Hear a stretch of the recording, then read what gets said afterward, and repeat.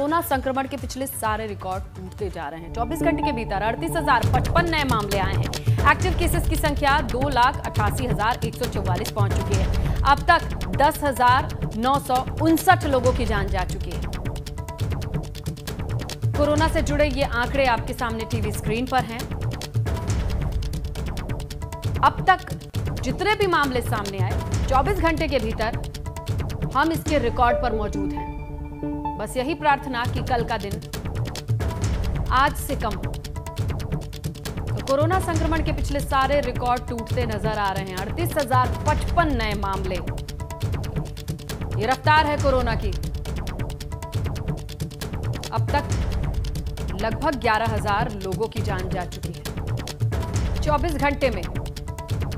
23,000, अच्छी बात यह है कि यह संख्या भी ज्यादा है जहां से लोग डिस्चार्ज भी हो रहे हैं।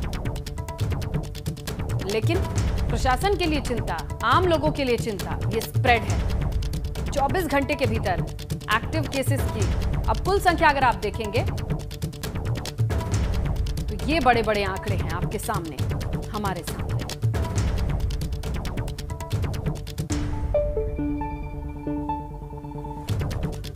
संक्रमण के 38,055 नए मामले सामने आए हैं। इसी अवधि में उपचारित होकर डिस्चार्ज होने वालों की संख्या 23,231 है। इस समय एक्टिव इन्फेक्शन के केसेस की कुल संख्या 2,88,144 है और अब तक कुल मिलाकर 7,52,211 मरीज संक्रमण विहीन हो चुके हैं, वो स्वस्थ हो चुके हैं। यहां पर जिस कदर ये आंकड़े अपना ही रिकॉर्ड तोड़ने पर आमादा हैं, 38,000 के पार आज का ये रिकॉर्ड है। ये चिंता है प्रशासन के लिए कि अब इसमें कितने लोगों के लिए अस्पताल जाने की जरूरत पड़ेगी, क्योंकि जितने संक्रमित हैं जरूरी नहीं सबको अस्पताल पहुंचना हो। हाँ, जरूर जो संवेदनशील लोग हैं उनको अस्पताल पहुंचाना होगा। ये चुनौती है प्रशासन की, आम लोगों की चुनौती कि जिस तरीके से ये स्प्रेड हो रहा है कि 38,000 का आंकड़ा आज हम पार कर चुके हैं। समझना होगा कि अब अपने स्तर पर किस तरीके की जानकारी, जागरूकता और उन सब चीजों को इस्तेमाल करने की जरूरत है। कोरोना से बड़े बड़े शहरों के बाद किस कदर छोटे शहरों में ये तबाही देखी जा रही है, इसकी भयानक तस्वीर कन्नौज से आई है। सरकारी आंकड़ों में लोगों की मौत की संख्या भले आपको 2 से 5 प्रतिदिन दिखाई दे रही है, लेकिन हकीकत शमशान घाटों से कुछ और ही बयां होती है। जलती चिताओं को देखकर अंदाजा लगाइए, रोज बड़ी संख्या में शवों का अंतिम संस्कार किया जा रहा है। 18 अप्रैल से पहले इन शमशान घाटों में 18 से 20 शव अंतिम संस्कार के लिए आते थे, लेकिन 18 अप्रैल के बाद अचानक 50 से ज्यादा शव अंतिम संस्कार के लिए रोजाना आ रहे हैं। बता दें कि कन्नौज जिले में 2-3 जगहों पर लोगों को शव को अंतिम संस्कार करते देखा जाता है। ये आंकड़ा सिर्फ शमशान घाट का है, जबकि दूसरे शमशान घाटों के अंतिम संस्कार का आंकड़ा नहीं मिल सका है।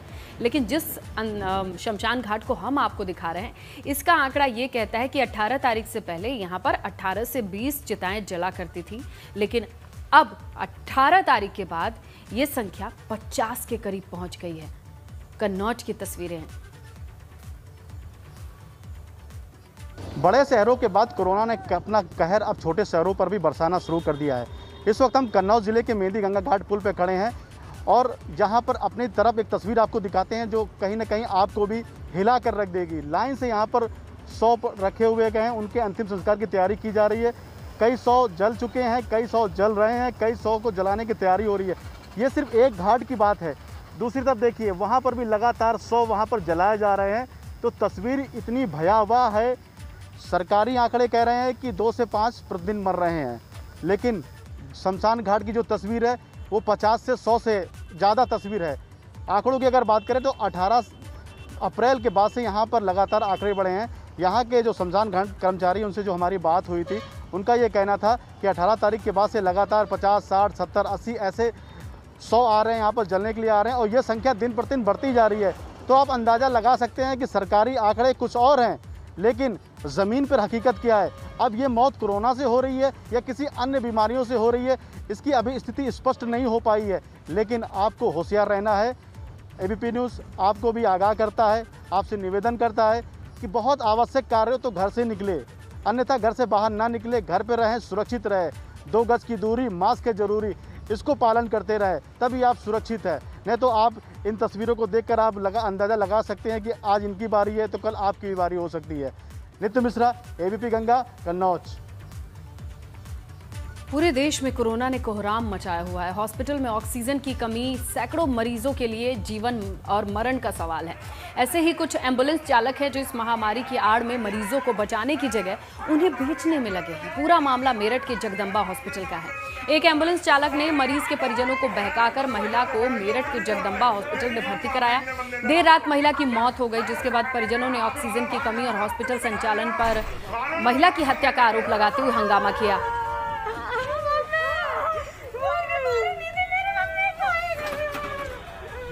यहां पर एसडीएम ने पूरे मामले पे जांच के आदेश दिए हैं।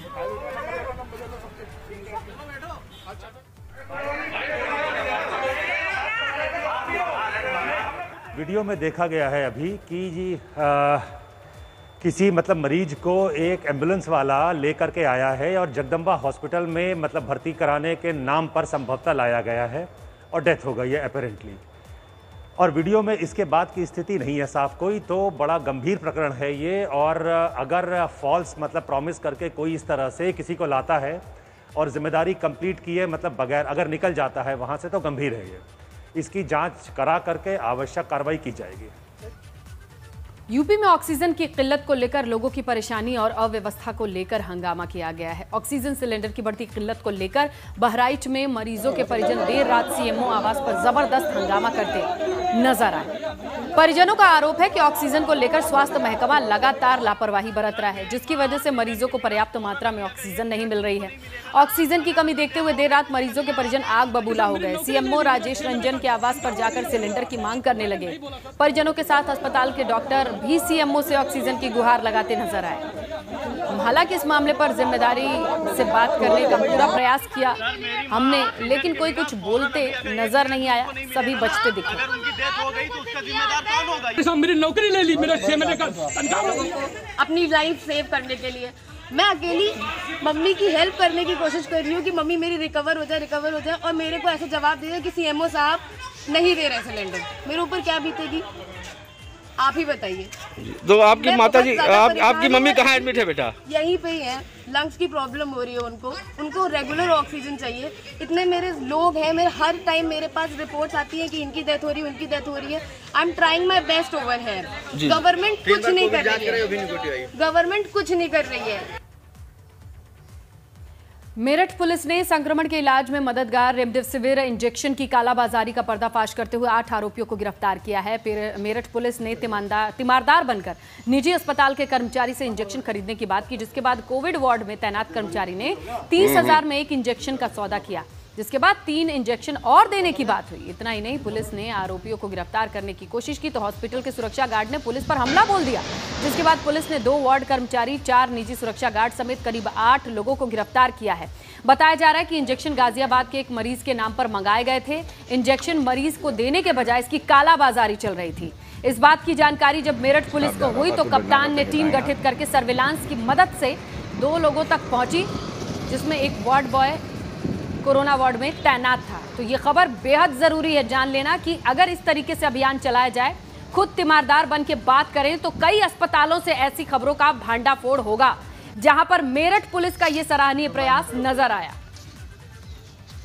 थाना जानी के सुहार्थी हॉस्पिटल में रेमडेसिविर इंजेक्शन के कालाबाजारी की सूचना प्राप्त हुई थी। सूचना प्राप्त होते ही तत्काल पुलिस के द्वारा जांच की गई, रेड की गई, तो उसमें 2 व्यक्तियों को गिरफ्तार किया गया है, जिनका नाम अंकित है और आबिद है। इनमें से एक कोविड वार्ड में कार्यरत कर्मचारी है और दूसरा व्यक्ति नॉन कोविड वार्ड में कार्यरत कर्मचारी है।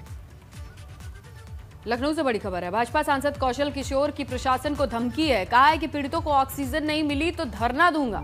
लखनऊ में हालात बुरे नहीं भयानक हैं। कौशल किशोर कहते हैं मेरे पास और कोई रास्ता नहीं है। कौशल किशोर का ये कहना है कि धरना दूंगा अगर ऑक्सीजन नहीं मिली। मेरे पास लोग गिड़गिड़ा रहे हैं, हाथ पैर जोड़ रहे हैं, कोई रास्ता नहीं दिख रहा है। राजधानी की स्थिति भयानक है। ये जिम्मेदारी हमारी आपकी सबकी बनती है कि हम लोगों को ऑक्सीजन मुहैया कराएं। इतने फ़ोन हमारे पास आते हैं, सैकड़ों की संख्या में रोज़ फ़ोन आ रहे हैं और लगातार बेचारे वो गिड़गिड़ाते रहते हैं, हाथ जोड़ते रहते हैं फ़ोन पर कि हमको किसी तरीके से ऑक्सीजन उपलब्ध कराइए। मेरे सामने मजबूरी आ जाएगी और मजबूरी है, मजबूर होकर के मुझे धरने पर बैठ जाना पड़ेगा। मैं नहीं बैठना चाहता इसलिए कि अफरा तफरी का कोई माहौल ना बन पाए, लेकिन अगर समय से सही तरीके से लोगों को ऑक्सीजन रिफिलिंग प्लांट पर उपलब्ध नहीं कराई गई, उन लोगों को जो घरों के अंदर आइसोलेट होकर, क्वारंटाइन होकर अपने को ठीक करने का प्रयास कर रहे हैं, ऑक्सीजन की वजह से उनकी जान अगर जाएगी तो ये बहुत ही भयावह स्थिति है, बहुत ही ख़राब है और बहुत ही निंदनीय होगी। आगे बढ़ते हैं, बात करते हैं प्रदेश में 29 घंटे के लॉकडाउन की। सोमवार सुबह 7 बजे तक ये लॉकडाउन रहेगा। ऐसे में यूपी के अलग अलग शहरों से हैरान करने वाली तस्वीरें आई हैं। राजधानी लखनऊ में लोग कोरोना के खौफ के चलते गाइडलाइन का पालन करते दिखाई दिए। यहाँ की सड़कों पर सन्नाटा पसरा रहा। आगरा की बात करें, लोग लापरवाह हैं। शुरुआत में लोग लॉकडाउन का उल्लंघन करते दिखे, तो वहीं कुछ देर बाद प्रशासन ने सख्ती बरती, जिसके बाद लोग थोड़े कम सड़क पर आए। वहीं नोएडा में तो लॉकडाउन का मजाक बना है। सब्जी मंडी में भीड़ देखेंगे आप, न मास्क है, न सोशल डिस्टेंसिंग है, न कोरोना का खौफ है। शामली की भी ऐसी ही तस्वीरें, बेवजह सड़क पर घूम रहे हैं लोग।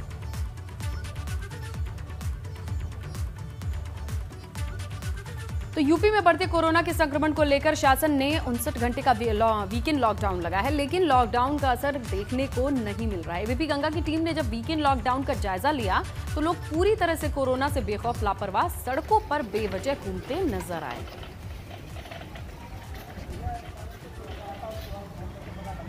संक्रमण को लेकर यूपी सरकार द्वारा वीकेंड लॉकडाउन लगाया गया था। कल रात 8 बजे से वीकेंड लॉकडाउन की शुरुआत हो चुकी है और इस वक्त हम मौजूद हैं पीलीभीत के मेन गौनिया चौराहे पर।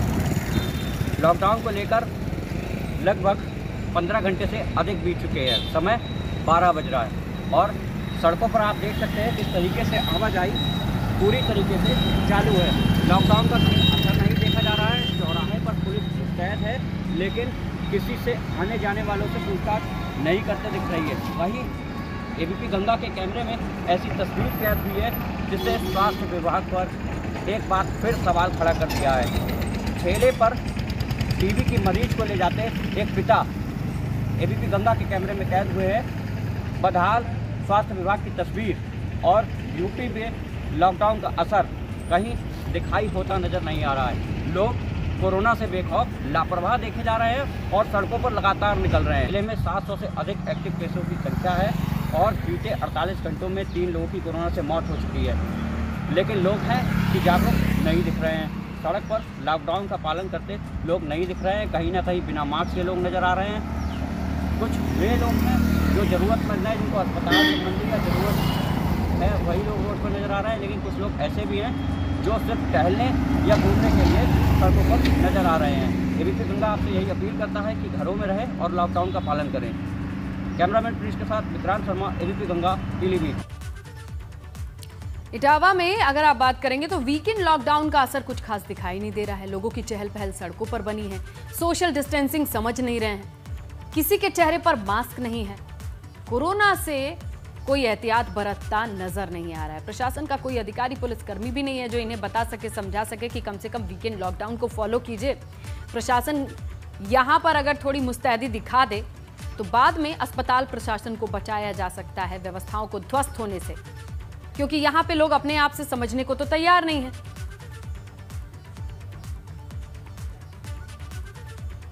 कोरोना संक्रमण की चेन को तोड़ने के लिए सूबे की योगी सरकार ने 2 दिन का वीकेंड लॉकडाउन का ऐलान किया है। संगम नगरी प्रयागराज में पहले दिन वीकेंड कर्फ्यू का व्यापक असर दिखा। शहर के ज्यादातर सड़कों पर सन्नाटा पसरा हुआ मिला। जगह जगह पुलिस बैरिकेडिंग लगाकर रोक टोक कर पूछ रही थी, चेक कर रही थी। जो जरूरी सेवा से नहीं थे उनका चालान भी काटा गया, कार्रवाई की गई। हिदायत भी दी गई कि लॉकडाउन आपके लिए है, आपकी भलाई के लिए, इसका सख्ती से पालन कीजिए और करवाइए। बढ़ते मामलों पर रोकथाम, इसका सबसे ज़्यादा खामियाजा आम जनता ही भुगत रही है, क्योंकि अस्पतालों के बाहर की लाइन और ऑक्सीजन की स्थिति हम लगातार आपको दिखा रहे हैं। ऐसे में बेहद ज़रूरी है अपनी सुरक्षा जितनी अपने हाथ में हो सकती है कीजिए। प्रयागराज की ये तस्वीरें हैं जहाँ प्रशासन ने इस जिम्मेदारी को समझा है ताकि अस्पताल प्रशासन ध्वस्त ना हो।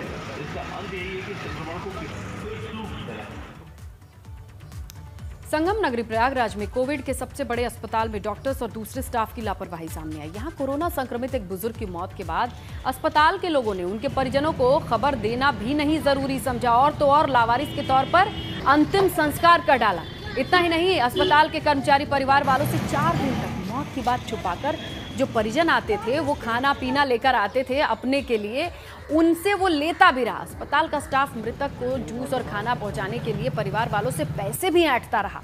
परिवार वालों को 4 दिन के बाद जब इस बात का पता चला कि उस बेड पर भर्ती जो दूसरा मरीज था, उसके परिजनों ने बताया कि जिस बेड के लिए आप ये सामान भेज रहे हो उस पर वो है नहीं।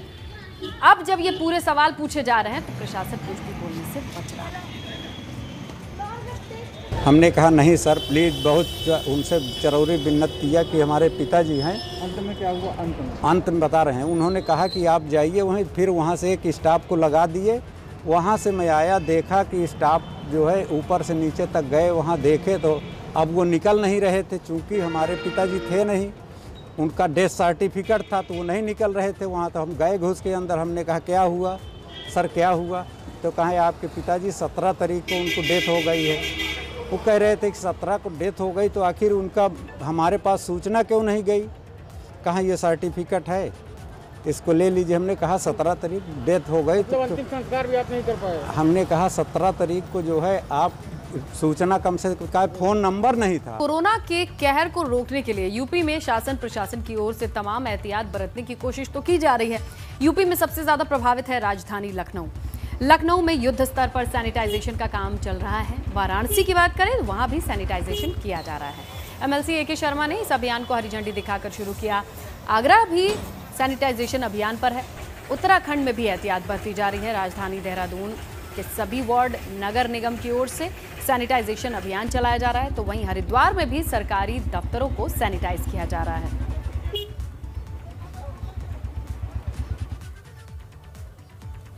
वाराणसी में वीकेंड लॉकडाउन के दौरान सैनिटाइजेशन अभियान की शुरुआत की गई है। पीएम मोदी के संसदीय क्षेत्र में कैंप बनाकर ये काम शुरू किया गया है। एमएलसी ए के शर्मा ने हरी झंडी दिखाई है और उसके बाद से बड़े स्तर पर सैनिटाइजेशन को आगे बढ़ाया जा रहा है।